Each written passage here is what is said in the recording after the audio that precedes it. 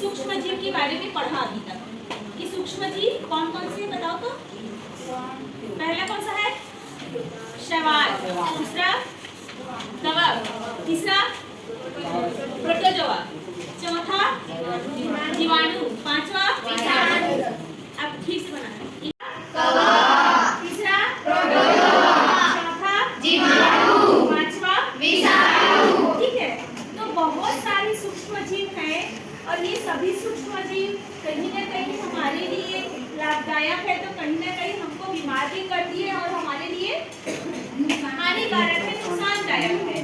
तो क्या होता है, हम दूसरी तरफ देखें तो सूक्ष्म जीव जो होता है हमारे शरीर में कहीं ना कहीं से प्रवेश कर जाती है और हमको नुकसान पहुंचाती है, जिससे हमारा तबीयत खराब हो जाता है और कई प्रकार की बीमारियां हमको होती है। इतना छोटा सा सूक्ष्म जीव, इसको हम अपनी आंखों से देख नहीं सकते, फिर भी हम इंसानों को कहीं ना कहीं रूप से प्रताड़ित कर देती है, दवाई खाने के लिए मजबूर कर देती है, करती है ना। और ये भी तो सजीव ही है।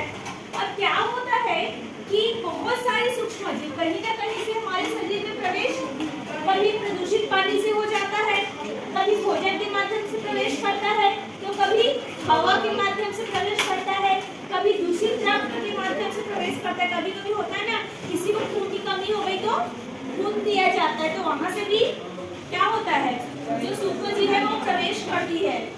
वाहक जीव, अभी हमने वाहक जीव में क्या किसको लिया था कल की क्लास में? मच्छर।